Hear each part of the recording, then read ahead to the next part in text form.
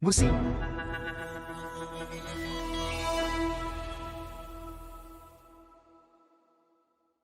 Dalam video ini, kita akan melihat bagaimana ChatGPT bekerja.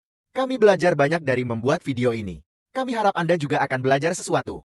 Mari kita langsung masuk. ChatGPT dirilis pada 30 November tahun 2022. Ia mencapai 100 juta pengguna aktif bulanan dalam 2 bulan saja. Instagram membutuhkan 2,5 tahun untuk mencapai tonggak ini. Ini adalah aplikasi yang paling cepat berkembang dalam sejarah. Sekarang, bagaimana ChatGPT bekerja? Jantung dari ChatGPT adalah LLM atau Large Language Model. LLM default untuk ChatGPT adalah GPT-3,5. ChatGPT juga bisa menggunakan model terbaru GPT-4. Tetapi belum ada detail teknis yang cukup tentang GPT-4 untuk kita bahas. Apa itu Large Language Model? Large Language Model adalah jenis model berbasis jaringan saraf yang dilatih dengan jumlah data teks yang besar. Untuk memahami dan menghasilkan bahasa manusia, model menggunakan data pelatihan untuk mempelajari pola statistik dan hubungan antara kata-kata dalam bahasa tersebut, dan kemudian menggunakan pengetahuan ini untuk memprediksi kata-kata selanjutnya. Satu kata pada satu waktu. Sebuah LLM sering dikenali dari ukuran dan jumlah parameter yang dimilikinya. Model terbesar dari GPT-3,5 memiliki 175 miliar parameter.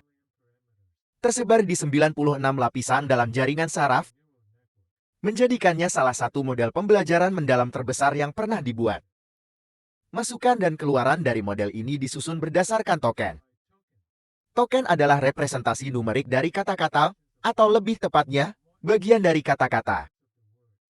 Angka digunakan untuk token daripada kata-kata, karena dapat diproses dengan lebih efisien. GPT-3,5 dilatih dengan sebagian besar data internet. Data sumber ini berisi 500 miliar token. Dilihat dari sudut pandang lain, model ini dilatih dengan ratusan miliar kata. Model ini dilatih untuk memprediksi token berikutnya dari urutan token masukan. Ia dapat menghasilkan teks yang terstruktur dengan cara yang gramatikal dan semantiknya mirip dengan data internet yang dilatih. Tetapi tanpa panduan yang tepat, model ini juga bisa menghasilkan keluaran yang tidak benar, berakum, atau mencerminkan sentimen yang berbahaya. Meskipun demikian, model ini sudah berguna, tetapi hanya dalam cara yang sangat terstruktur. Ia dapat diajarkan untuk melakukan tugas-tugas bahasa alami, menggunakan instruksi teks yang dirancang dengan hati-hati atau prompt. Inilah asal-usul PROMP Engineering. Untuk membuat model lebih aman dan mampu menjawab pertanyaan dalam gaya chatbot. Model ini lebih ditingkatkan lagi untuk menjadi versi yang digunakan dalam ChatGPT. Peningkatan lebih lanjut ini adalah proses yang mengubah model yang tidak sepenuhnya sesuai dengan nilai-nilai manusia menjadi model yang digunakan oleh ChatGPT. Proses ini disebut pelatihan penguatan dari umpan balik manusia atau LHF. OpenAI menjelaskan bagaimana mereka menjalankan LLHF pada model tersebut, tetapi tidak mudah dipahami bagi orang non-ML. Mari kita coba memahaminya dengan analogi. Bayangkan GPT-3,5 sebagai koki yang sangat terampil yang dapat membuat berbagai macam hidangan. Meningkatkan GPT-3,5 dengan LLHF adalah seperti menyempurnakan keterampilan koki ini untuk membuat hidangan lebih lezat. Awalnya, koki ini dilatih dengan sejumlah besar resep dan teknik memasak. Namun, terkadang koki ini tidak tahu hidangan apa yang harus dibuat untuk permintaan khusus pelanggan. Untuk membantu hal ini, kami mengumpulkan umpan balik dari orang nyata untuk membuat dataset baru. Langkah pertama adalah membuat dataset perbandingan. Kami meminta koki ini untuk membuat beberapa hidangan untuk permintaan tertentu, lalu meminta orang-orang untuk memberi peringkat hidangan berdasarkan rasa dan presentasi. Ini membantu koki ini memahami hidangan mana yang lebih disukai oleh pelanggan. Langkah berikutnya adalah pemodelan reward. Koki ini menggunakan umpan balik ini untuk membuat model reward yang seperti panduan untuk memahami preferensi pelanggan.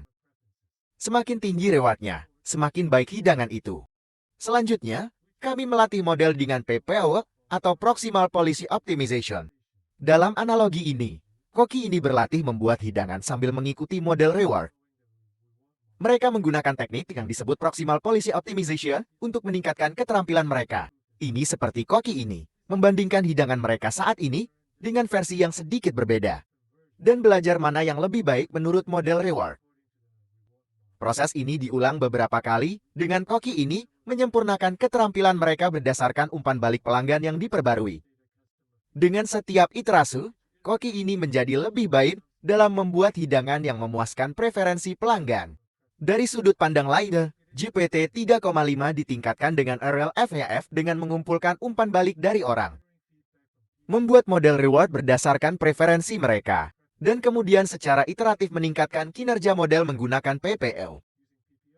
Ini memungkinkan GPT 3,5 menghasilkan tanggapan yang lebih baik yang disesuaikan dengan permintaan pengguna tertentu. Sekarang kita memahami bagaimana model ini dilatih dan ditingkatkan. Mari kita lihat bagaimana model ini digunakan dalam ChatGPT untuk menjawab prompt.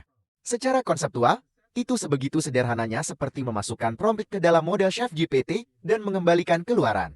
Namun, dalam kenyataannya, itu sedikit lebih rumit. Pertama, ChatGPT mengetahui konteks percakapan chat. Ini dilakukan oleh antarmuka ChatGPT dengan memberikan model seluruh percakapan masa lalu setiap kali prompt baru dimasukkan. Ini disebut sebagai injeksi prompt percakapan.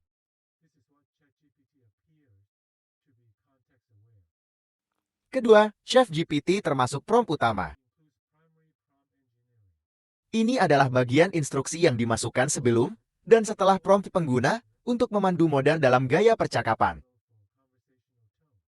Prompt ini tidak terlihat oleh pengguna. Ketiga, prompt tersebut dilewatkan ke API moderasi untuk memberi peringatan atau memblokir jenis konten yang tidak aman. Hasil yang dihasilkan juga kemungkinan dilewatkan ke API moderasi sebelum dikembalikan kepada pengguna. Dan itulah yang mengakhiri perjalanan kita ke dalam dunia menarik ChatGPT. Ada banyak rekayasa yang dilakukan untuk menciptakan model yang digunakan oleh ChatGPT. Teknologi di belakangnya terus berkembang, membuka pintu untuk kemungkinan baru dan mengubah cara kita berkomunikasi.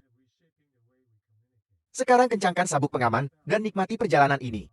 Jika Anda menyukai video kami, Anda mungkin juga menyukai newsletter desain sistem kami. Ini mencakup topik dan tren dalam desain sistem berskala besar.